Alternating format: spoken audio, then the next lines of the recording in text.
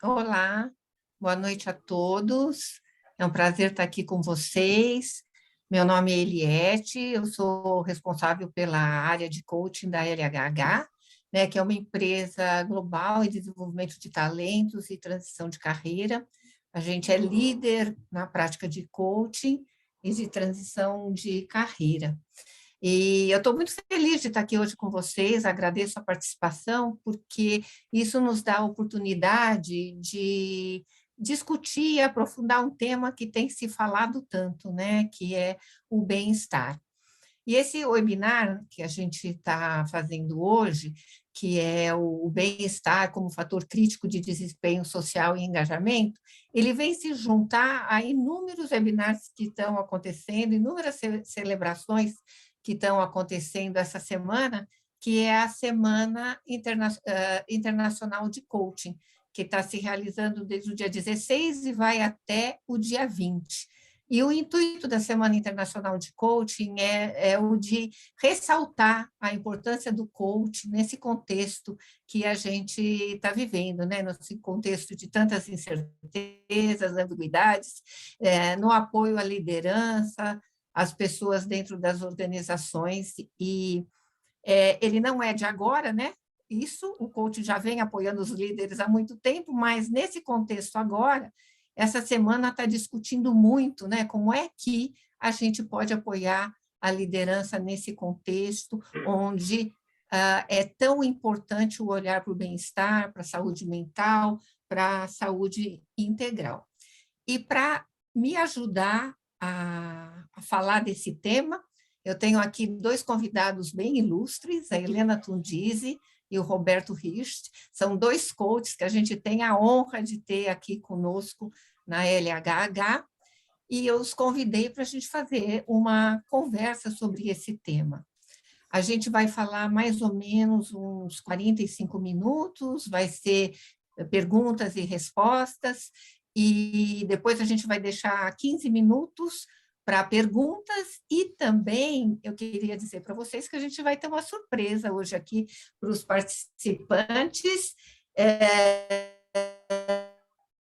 Então, a gente pede que vocês fiquem até o final, que a gente vai contar só no final, tá? E a gente tem uma equipe lá atrás, né, preparando essa surpresa para vocês, tá bom? Então, ótimo. Eu vou pedir agora para vocês se apresentarem, Helena e Bob. Quem quiser começar, pode começar. Contar um pouquinho de vocês, porque o coach está na vida de vocês, tá bom? Bom, vamos lá. Helena? Oi, estou aqui. Boa Uhum. noite, Eliette. Boa noite a todos. Eu Boa também estou noite, muito Helena. feliz. Estou super feliz por estar aqui com vocês e, obviamente, conversar sobre esse tema atual e relevante para as organizações, líderes e para cada um de nós, né? E falando um pouco de mim, eu sou engenheira agrônoma, fui executiva em grandes organizações por mais de 35 anos e desde 2015 eu sou coach mentor aqui com a LHH. Eu tenho mais 4.000 horas de atendimento e essa via da minha carreira junto à LHH me possibilitou trabalhar com o que eu gosto, da maneira que eu sei fazer melhor, e eu ainda ganho por isso. E eu gasto com a minha família, com meus amigos, meus pets, meus hobbies. Eu tenho uma vida agitada, não sei dizer não, E acabei de escutar como? isso. Eu amo a minha vida, estou satisfeita com o meu nível de bem-estar. E hoje eu quero compartilhar com vocês um pouco da minha experiência na mentoria e coaching de executivos e ouvir as dicas e comentários de todo mundo. Obrigada, Helena. Bob? Boa noite, é uma honra e um prazer poder estar aqui conversando com vocês, junto com Eliette e com Helena. Eu sou um profissional oriundo da área de humanas e trabalhei em grandes organizações e há 30 anos saí e montei a minha organização, que eu continuo trabalhando e, ao mesmo tempo, sou parceiro da LHH. E o coaching entrou na minha vida por um convite de uma amiga que achou que o coaching tinha a ver com a minha cara. Eu falei, como a ver com a tua cara? Não, vai fazer, vai ver.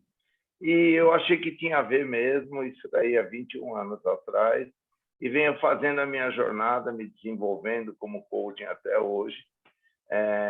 tenho mais de 3.500 horas de atendimento, tenho o maior prazer de poder estar junto com algum profissional, alguma pessoa mesmo que seja não dentro do contexto organizacional, poder conversar e contribuir com o desenvolvimento dessa pessoa.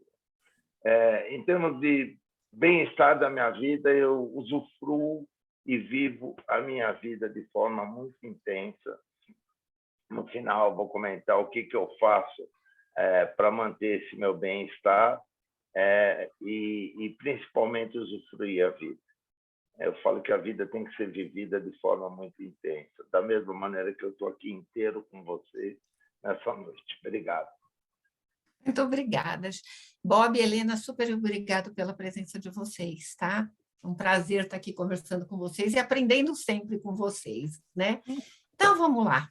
Muito tem se falado, né, de como a vida e a prioridade das pessoas tem mudado com tudo que tem acontecido, com a pandemia, tá tudo muito linkado, né, saúde mental, o bem-estar, o bem-estar no sentido de como que a gente lida com isso agora, frente à pandemia, com essa mudança toda na vida das pessoas. Mas, se a gente olhar para trás um pouquinho, a gente vai ver que essa preocupação com saúde mental ou esse entendimento de que a saúde mental vinha se deteriorando vem há muito tempo, né? Nos Estados Unidos teve uma pesquisa que diz que de 2014 para cá, o número de pessoas com depressão e ansiedade dobrou.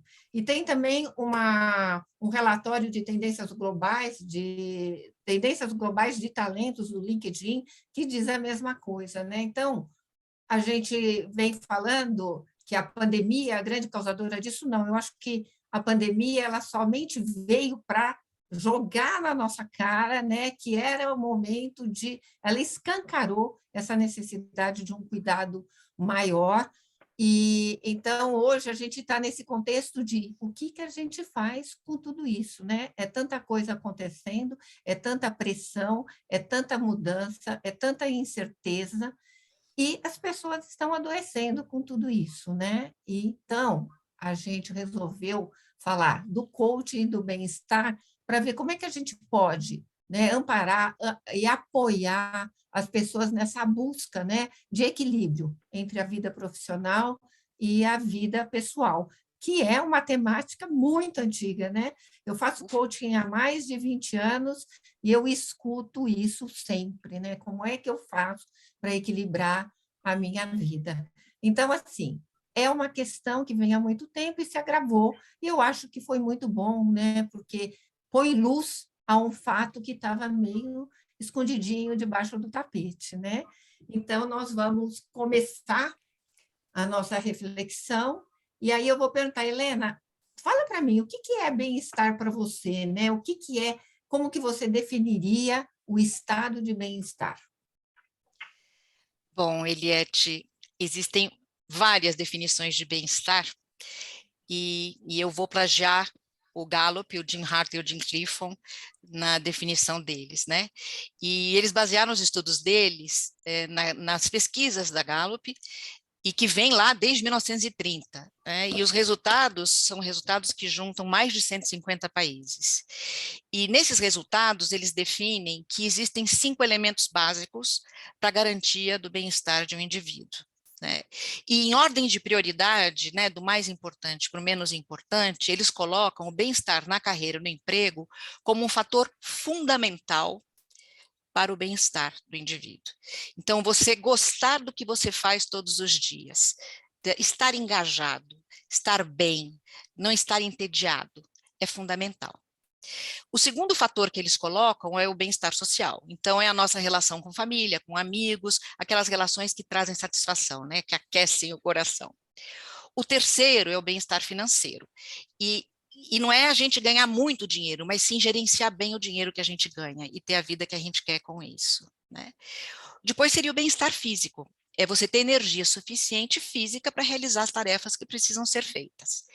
E, no fim, um bem-estar comunitário, ou seja, você gostar e cuidar do lugar onde você vive.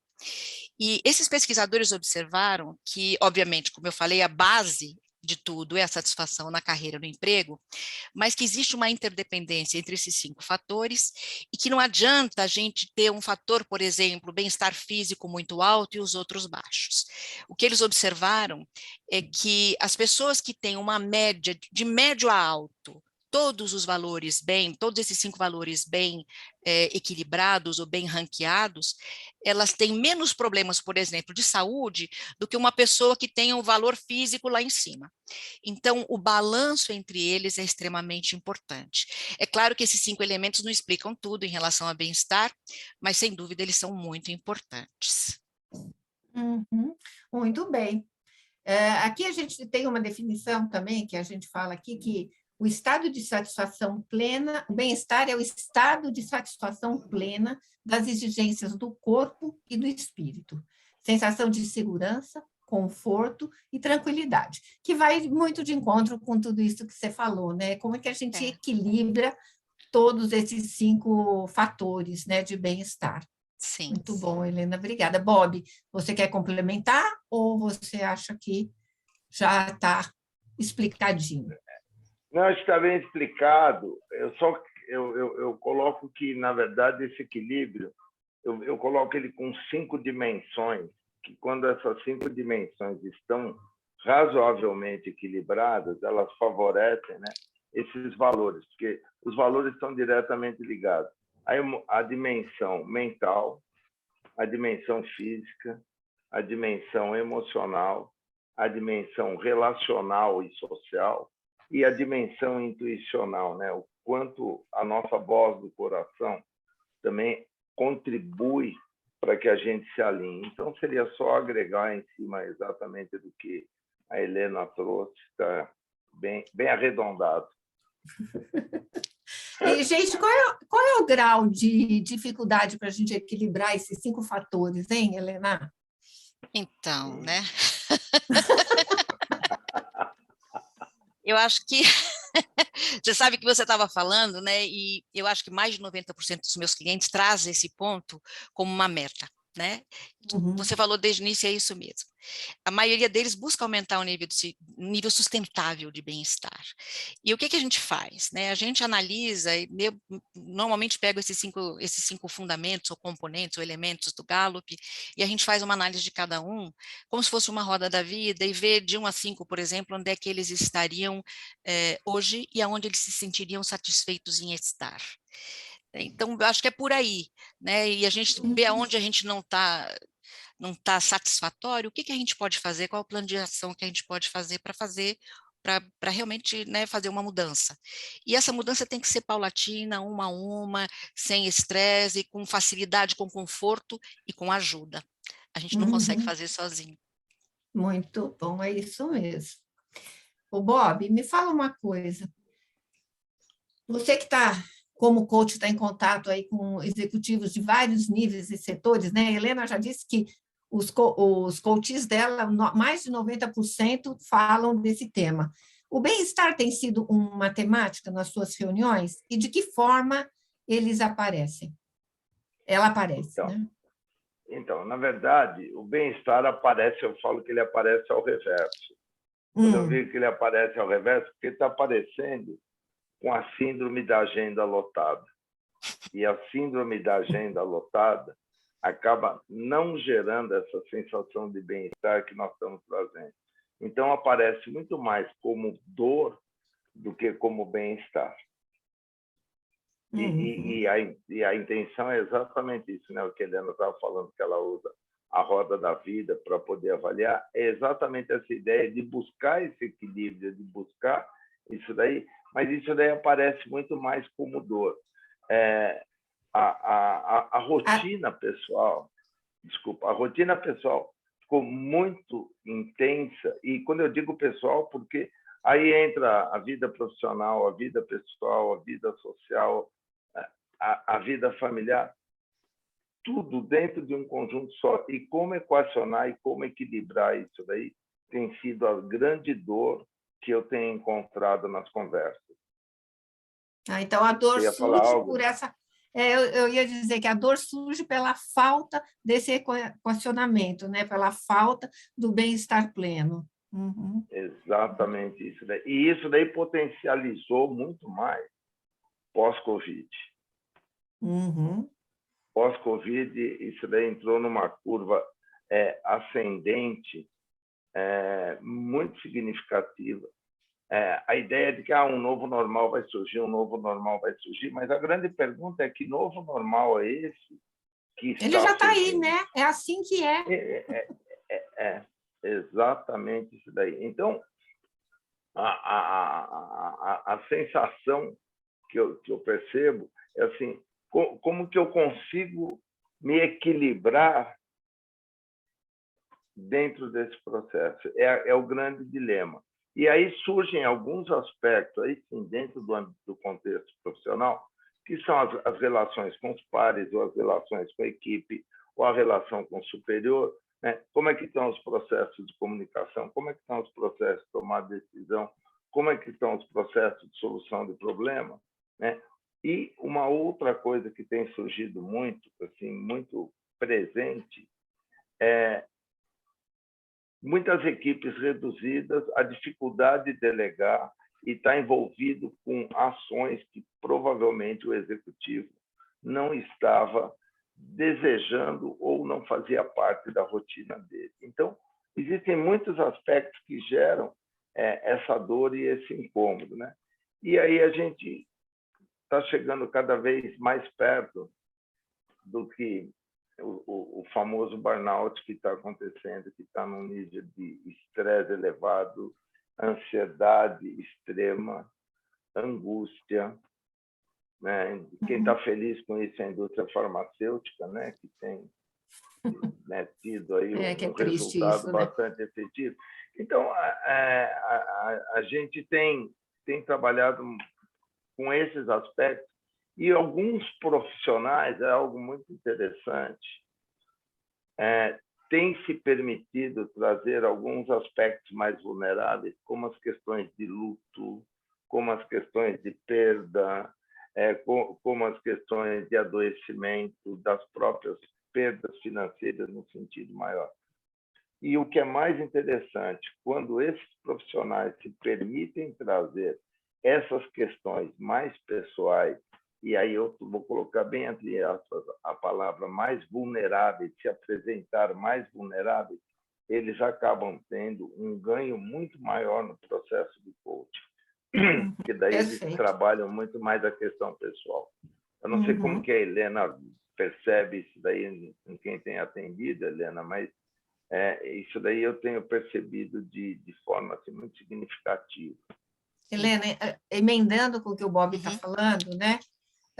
Quais são os principais demandas e desafios que os executivos veem em relação ao bem-estar? O Bob falou que vem pela dor, né? Como é que você percebe isso, né? Como é que eles estão trazendo, né, essa demanda? O Bob tem, o meu olhar é muito parecido com o do Bob, só que ele olha muito pela dor, né? E eu olho pela demanda.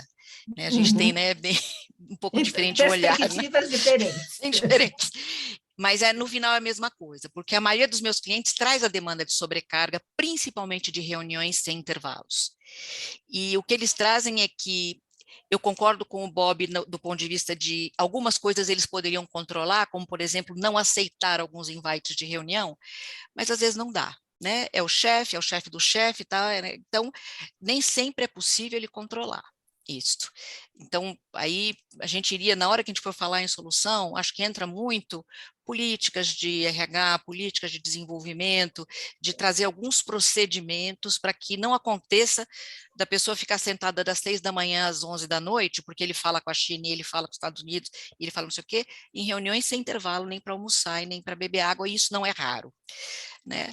Uma outra coisa que eu escuto muito é a ausência da liderança empática. Tá? Que eu acho que é fundamental. Então, o que acontece com o líder?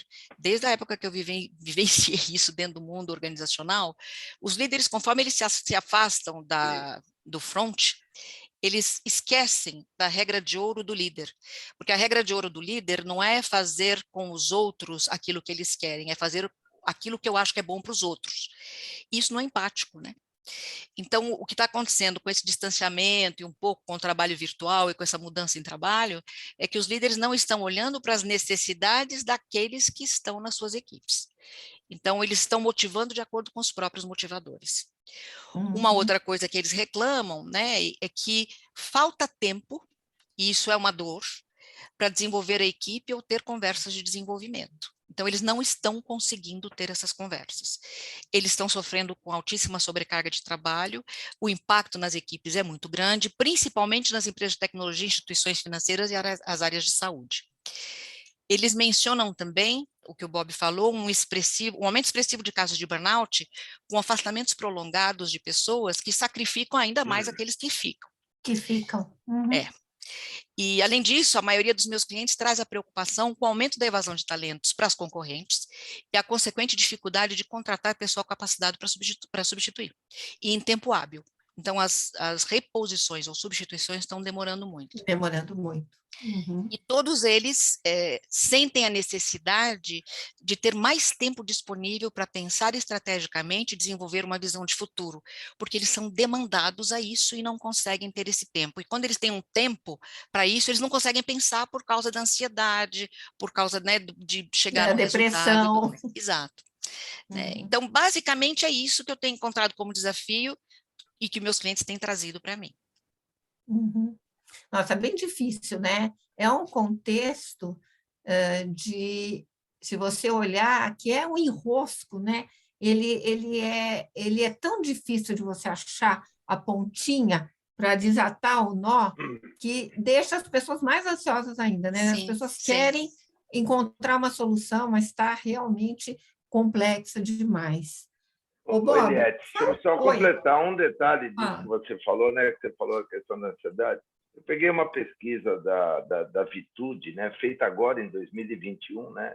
Da Opinion Box, onde mais da metade dos participantes, 51,3%, disseram que a tristeza aumentou, o estresse, 64,1% aumentou, e 62,2% o nível de ansiedade. pois é. É isso que a gente está vivendo, que a gente vê acontecendo dentro das organizações, né? O Então, burnout, a gente mais e mais. Como que a gente lida com essa contradição, né? Bem-estar com essa realidade que a gente está vivendo, né? Eu acho que a grande questão é como é que a gente traz de volta o bem-estar, né? Porque ele meio que se esvaiu dentro desse contexto. E agora, como é que a gente consegue, né, trazer o bem-estar de novo dentro desse contexto que praticamente a gente não tem controle? Vocês concordam que a gente não tem controle? Total. Com muitos fatores, é extremamente complexo, nem tudo está no controle de uma única pessoa. Então, realmente é um esforço conjunto. Sozinho é difícil.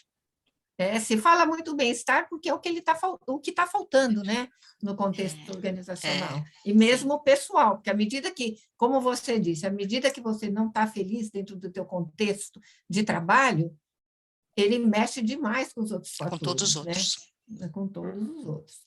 Bob, me fala uma coisa, qual que você acha que é a correlação entre bem-estar, desempenho sustentável e engajamento? Eliette, quando a gente pensou nessa pergunta, nesse dia, eu falei, gente do céu, né? Eu falei, é uma boa provocação. E, olha, eu pesquisei para tentar encontrar alguma correlação e algo que trouxesse alguma contribuição. E o que eu encontrei, pode ser que existam outros, mas foi o único que eu encontrei, foi uma pesquisa de um professor Rolf van Dijk, da Goethe University da Alemanha, que ele começou um estudo em 2016 para descobrir se é possível que os chefes consigam proteger a sua equipe, os seus colaboradores do burnout. E ele fez uma pesquisa em mais de 25 países, incluindo o Brasil, e uma professora da FGV, a Joanna Story, ela entrou nesse estudo em 2019 e o que ela identificou, né, que tem alguns aspectos que podem favorecer exatamente essa correlação bem-estar, desempenho sustentável e engajamento, né? E eles continuaram o estudo aí por algum tempo, e a palavra-chave para isso daí, você trouxe engajamento, mas a palavra-chave se chama senso de pertencimento. Quando se faz algum trabalho que gere esse senso de pertencimento, isso favorece esse engajamento. E a pessoa engajada vai conseguir viver essa sensação de bem-estar, e o ambiente e todo o contexto vai estar nesse processo de sustentabilidade. E ele identificou 4 comportamentos, e eu quero trazer esses 4 comportamentos que identificam isso como um estilo de liderança. Primeiro, o líder cria um senso de nós. Então, ele é totalmente inclusivo, né? Ele gera uma identidade de equipe. Ele torna o chefe visto como um de nós. Quer dizer, então, ele também é um da equipe. Ele não é excluído da equipe, né? Ele não está. Ele também pertence, né? Ele também pertence, exatamente. O chefe lidera por nós. Ele é reconhecido por ativamente promover e defender o interesse da equipe. Quer dizer, então, mais uma vez, ele está incluído e ele gera isso daí. E ele traz um significado. O grupo tem algum propósito de conquistar algo junto e relevante. Quer dizer, então, essa prática foi o único estudo que eu consegui encontrar, e isso daí foi identificado depois de um outro estudo que ele fez, mais atual, agora em 2021, que houve uma redução do burnout nas equipes, exatamente por esse senso de pertencimento. Armando, daqui a pouco eu escrevo aí no chat de quem que é, tá? Eu vou compartilhar com você. Daqui a pouco eu faço isso daí, né? Agora, um outro detalhe que também é interessante, e tem um exemplo brasileiro na Nexa Resources, que é uma empresa mineradora, né? Onde o CEO da empresa, né, encampou esse tipo de ideia e de pensamento, quando ele identificou nas pesquisas de clima que estava elevado o nível de burnout e viu isso daí como um risco nas operações da empresa, uma empresa mineradora. Quando ele identificou isso daí, e aonde eles foram trabalhar? Nas regras de segurança, aonde o colaborador tem o direito de recusar o trabalho que oferece risco à saúde. E isso daí me fez lembrar algo lá atrás, teve um período na minha história passada que eu trabalhei com, e eu vou citar porque tem problema, com a aviação Águia Branca, onde a dificuldade que a diretoria teve para que um motorista aceitasse dizer que ele não tinha condições de dirigir um ônibus. Porque ele achava que ele não poderia dizer não, né? A Helena estava falando de dizer não, né? O motorista achava que não poderia dizer. Então, ele achava que não poderia dizer não, porque ele achava que iria sofrer consequências. Até ele entender que o dizer não dele, ele estava cuidando da vida dele, da vida de 42 passageiros, da vida de outras pessoas, da vida da família, uma série de situações. E o quanto é difícil conseguir implantar uma filosofia nesse sentido. Quer dizer, quando você consegue fazer isso, aí você consegue gerar um engajamento, você consegue gerar uma sustentabilidade e a sensação de bem-estar. Então, foi o que eu consegui buscar como referência para responder isso. Eu acho que posso acrescentar alguma coisa? Vai lá, enquanto isso eu vou escrever aqui no chat respondendo. O grupo de Team Coaching do DTCI tem um trabalho parecido e a base deles vem do grupo alemão, e eles trazem isso que você está trazendo, e uma coisa adicional, que é o que você falou, mas é que eu acho que é algo que a gente tem discutido muito e é muito difícil de implementar, que é o tal do psychological safety, né? Até que ponto eu posso dizer não e não arriscar a minha estabilidade financeira, não arriscar, né? Então, isso é maior do que simplesmente dizer não. A organização precisa, além de ter um propósito para o time, você engajar, existir uma confiança, tem que haver um espaço seguro para eu dizer o que eu estou sentindo. E aí, de novo, a liderança empática é fundamental, porque eu só vou ter confiança de dizer não se eu não tiver uma represália em cima de mim por causa disso, né? Por isso que é tão difícil dizer não, né? Sim, sim. Porque para dizer não, primeiro você tem que estar vulnerável perante todas as pessoas. Eu não dou conta, eu não posso. Então, estar vulnerável num contexto organizacional, apesar de se falar tanto que é preciso, é muito difícil, Sim. né? Porque você não sabe quais vão ser as consequências disso, né? E depois, quando você diz não também, como é que você é visto, né, internamente? Sim, quais são as consequências? Né, um contexto, né? E outra, se a gente conseguisse explicar, né, quantos sims tem por detrás de um não, seria fantástico, né? No momento que você diz, eu não posso dirigir um caminhão, quantos sims tem atrás, né? Eu não vou me matar, eu não vou matar os outros, né? Tem um monte de sim, mas muitas vezes a gente encobre só para não dizer não, né? Sim, porque então, o resultado é importante. O resultado é mais importante. O resultado é muito importante, e o medo, né, de perder o que você tem é enorme. Sim, E tem aqui uma frase do Jim Harter, que a Helena já citou Sou fã no dele, início, que ele fala assim, que combinar fortalezas e bem-estar no trabalho é o tratamento de maior potencial na busca urgente de resiliência, saúde mental e, finalmente, prosperidade. Né? Então, é aí, né? Você precisa conciliar todas as suas forças com um bem-estar no trabalho, né? Que aí vai funcionar, você vai conseguir exatamente exercitar essas suas forças, né? Sim. Então, tá. Então, agora, Helena, mais uma perguntinha para você, que até alguém aqui já comentou um pouquinho, falou sobre isso. Muito tem se falado de resignation, né? As pessoas pedindo demissão, as pessoas indo embora, abrindo mão da segurança. Você acha que isso está relacionado à busca do bem-estar? Bom, no final, é claro que sim, né?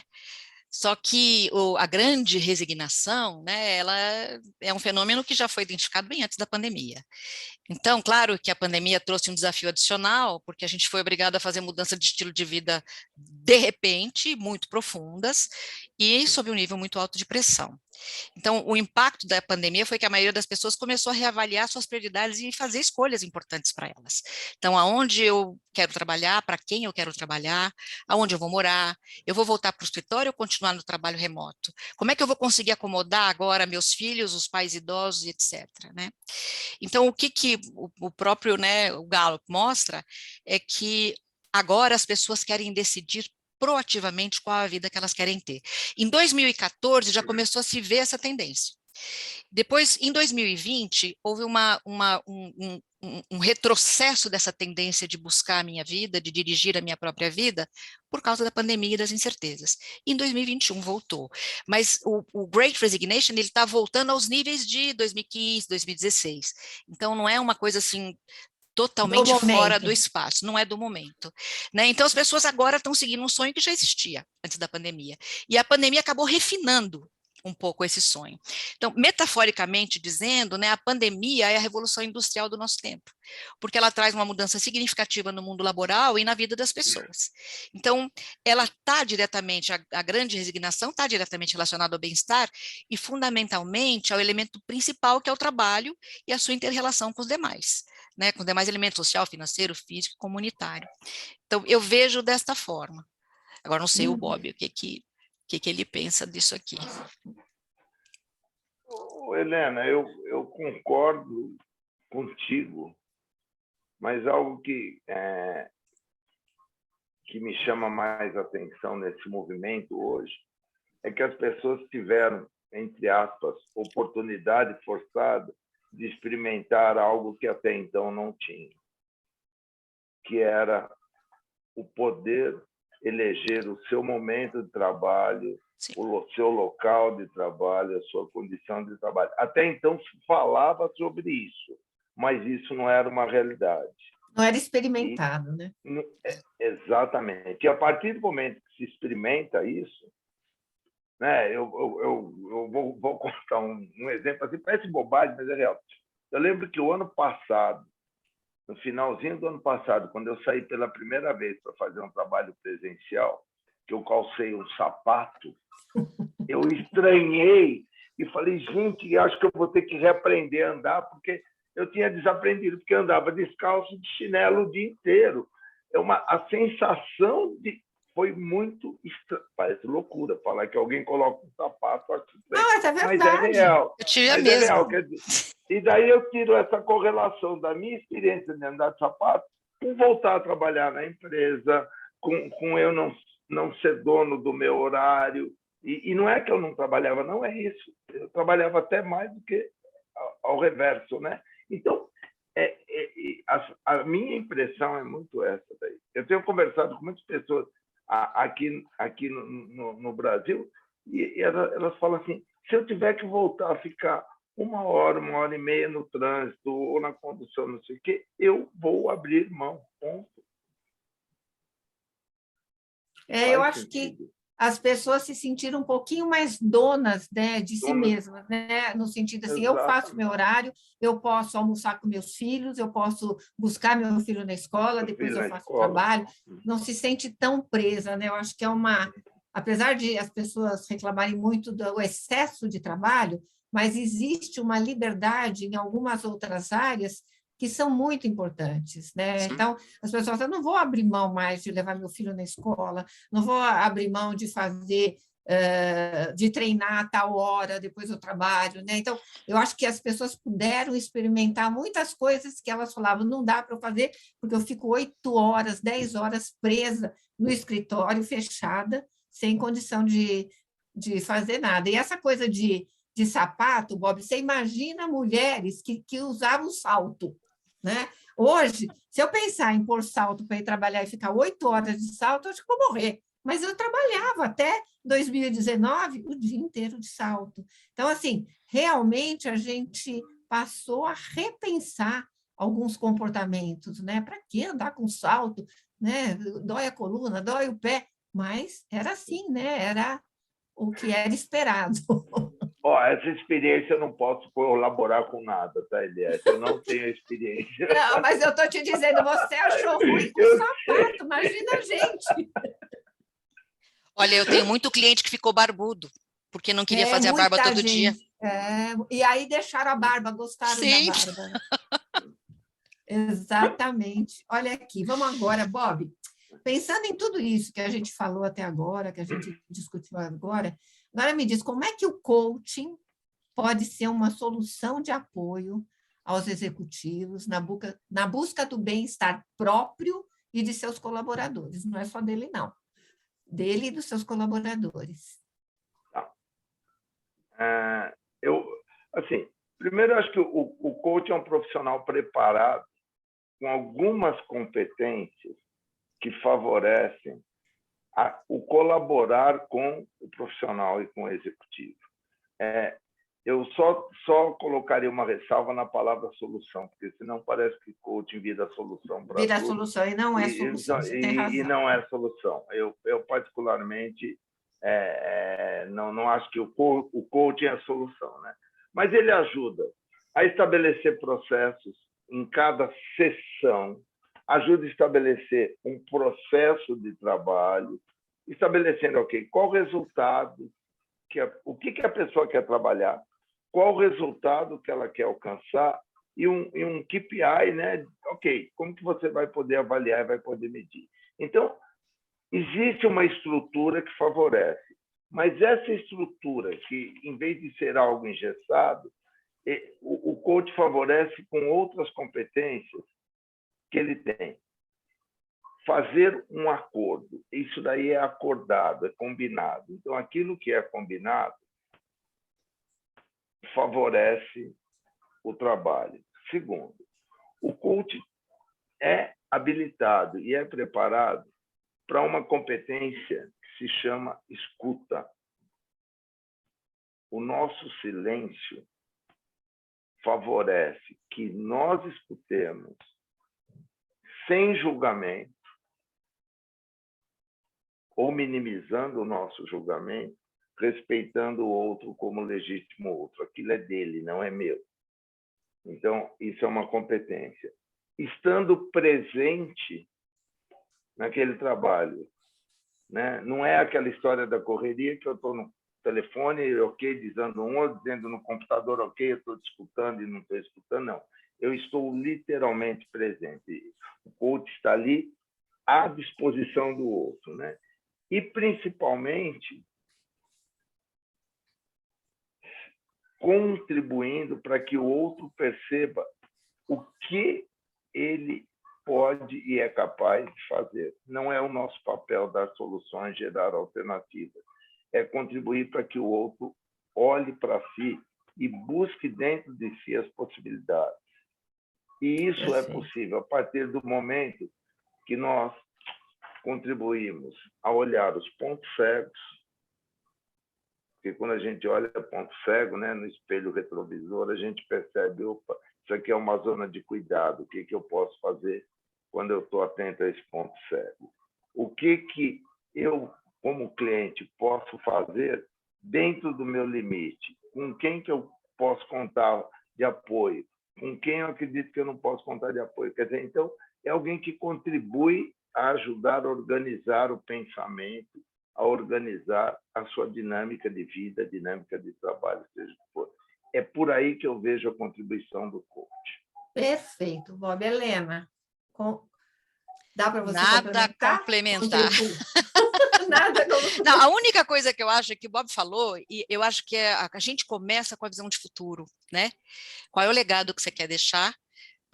Como é que você quer se sentir quando você chegar lá, né? Eu acho que esse é o primeiro passo, né? Jogar o cara lá para frente, porque daí fica mais fácil você criar um plano de ação, né? Fica um plano de ação que é para o propósito, né? Vai direto para o propósito. Eu acho que o Bob já tinha dito isso lá atrás, e eu acho que é fundamental. A gente começa por aí e aí traça a trajetória. É lindo esse Perfeito. processo, né? Lindo, É nossa lindo, é senhora. maravilhoso. Ixi, nossa. Gente, a gente está quase chegando no nosso tempo e está uma delícia.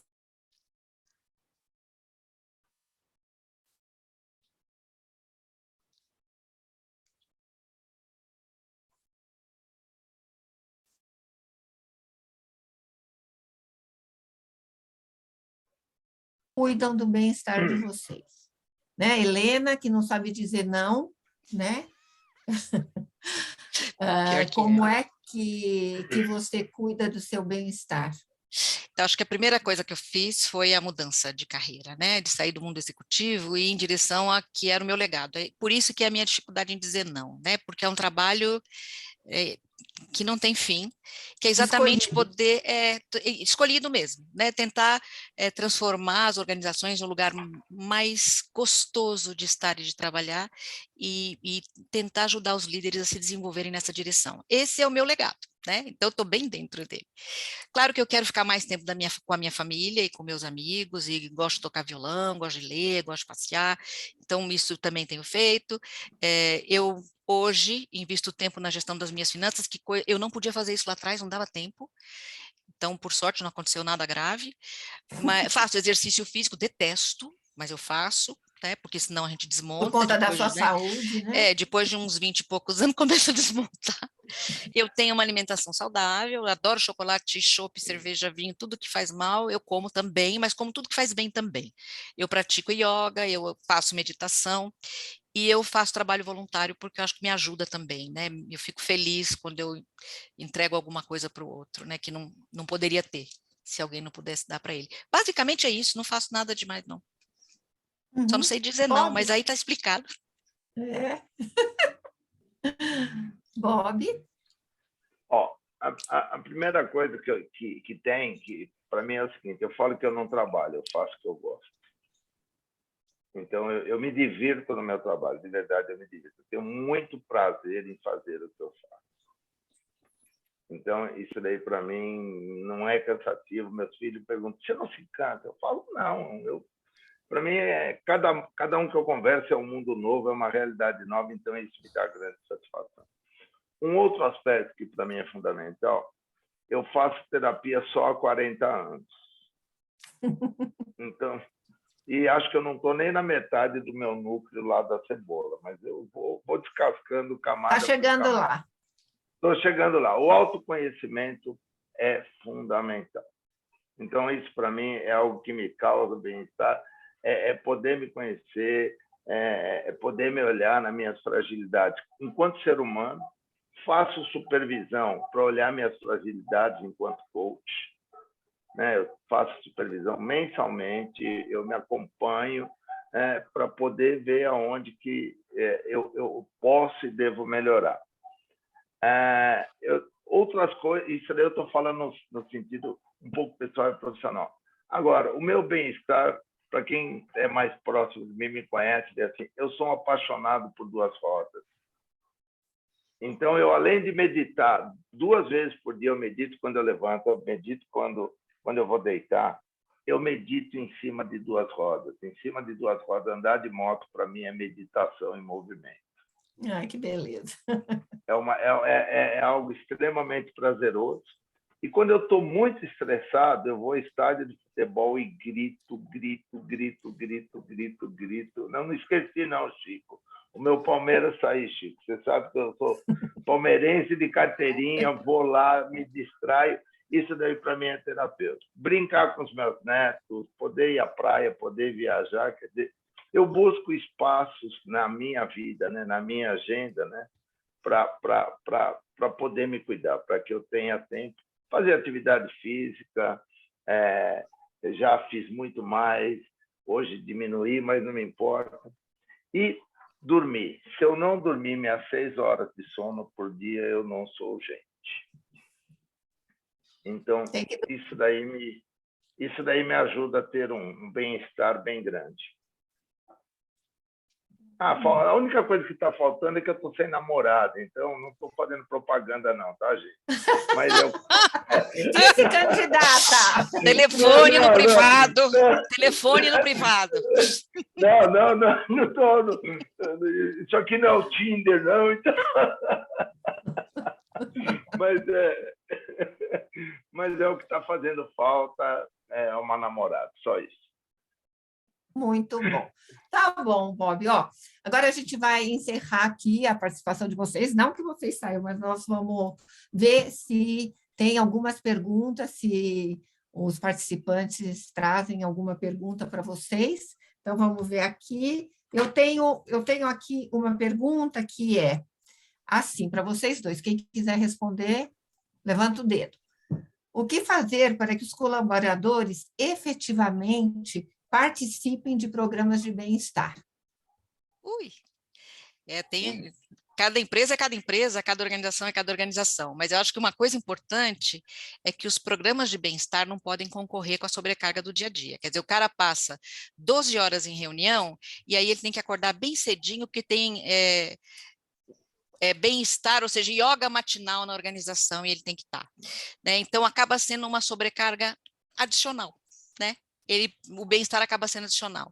As reuniões ou os motivadores para participar de um projeto de bem-estar teria que ser curto, interessante, motivador, né? Não concorrente com o que ele já está tendo de estresse, não pode ser mais uma fonte de estresse. Que eu recebo algumas reclamações nesse sentido.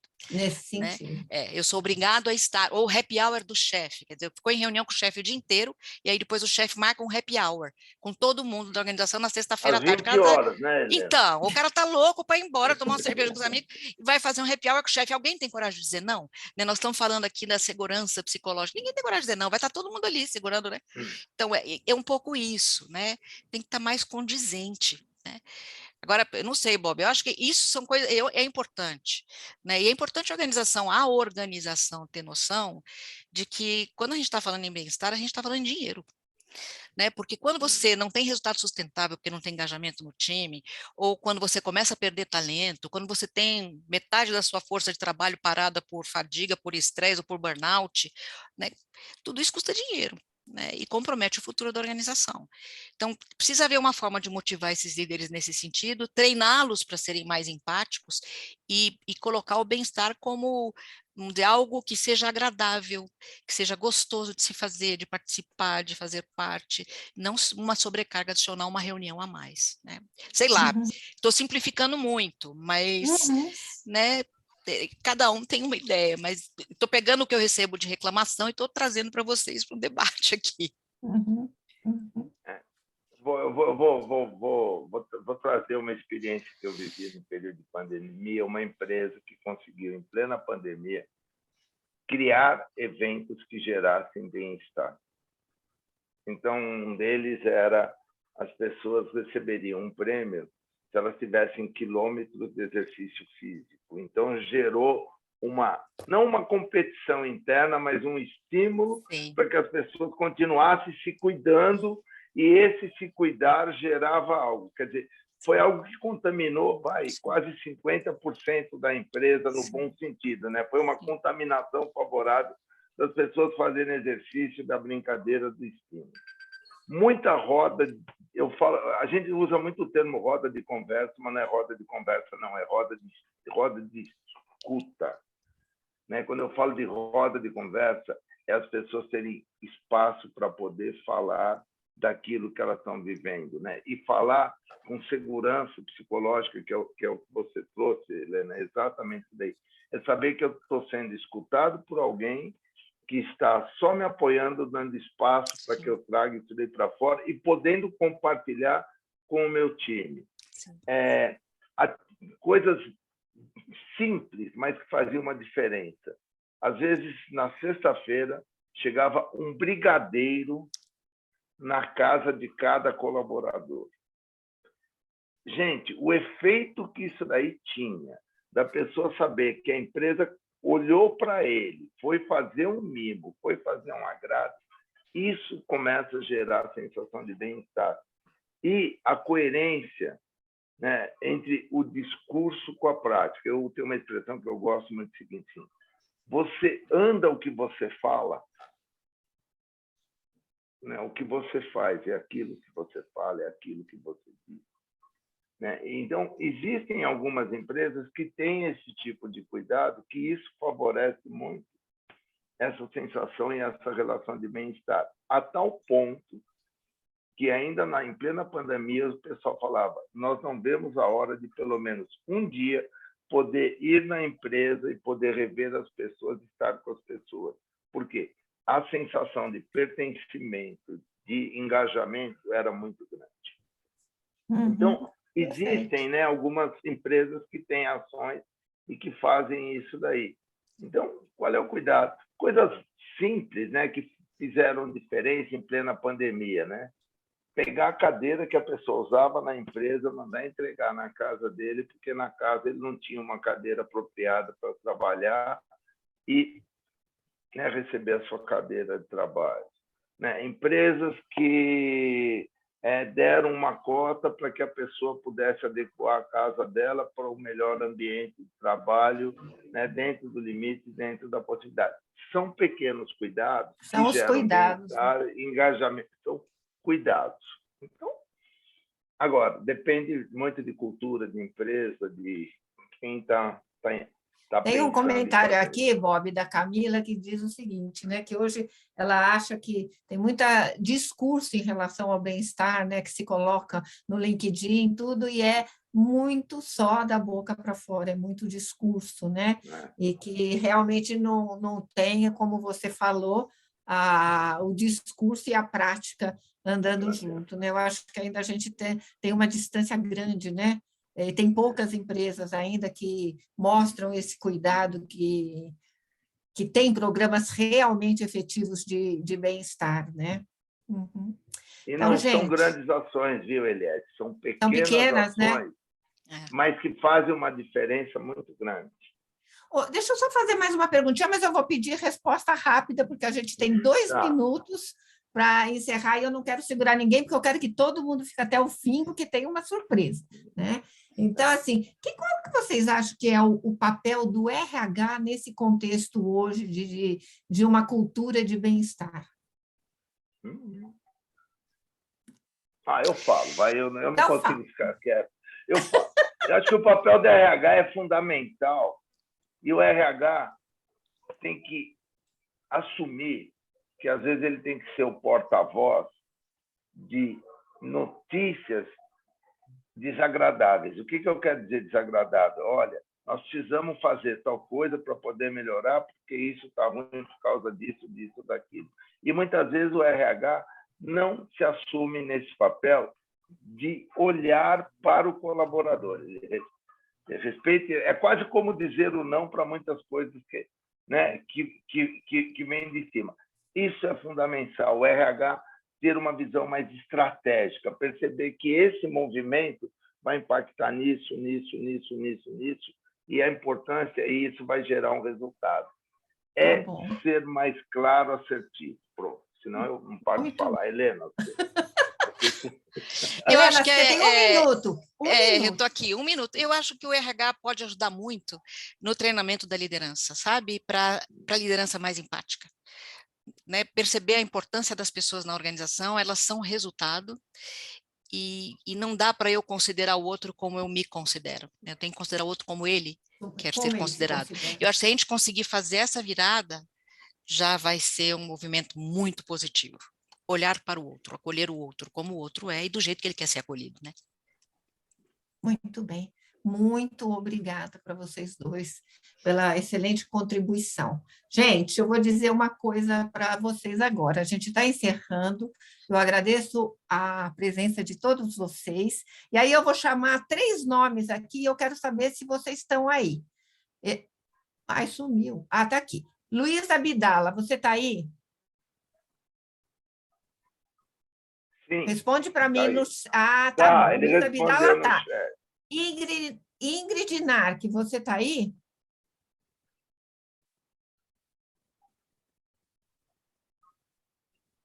Não respondeu. Ingrid, você está aí?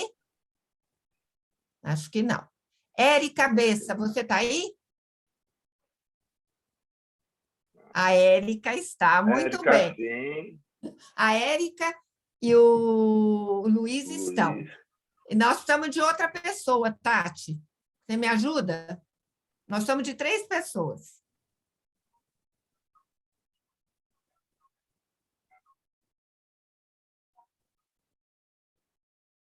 Eu vou contar para vocês. Já vai surgir um outro nome aqui, e eu vou dizer o que é isso. Essas 3 pessoas vão ser presenteadas pela LHH com algumas sessões de coaching, tá? Então, vocês vão receber 3 sessões de coaching. Qual foi o critério da escolha?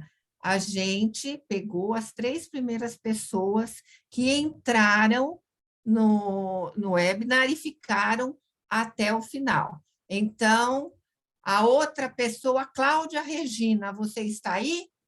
Cláudia Regina Fernandes Jorge. Sim!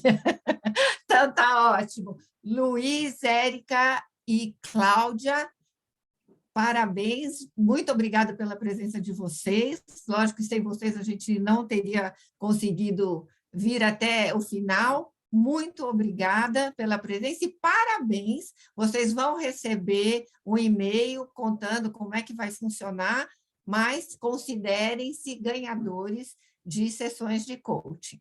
Muito obrigada para vocês. Boa noite. Helena, super obrigado por você estar aqui mais uma vez com a gente. Eu que agradeço. Bob, super obrigada. Obrigada, Tati, pela sua ajuda. Everson, boa noite e até a próxima. Até. Abração, pessoal. Tchau, gente. Boa noite. Boa noite.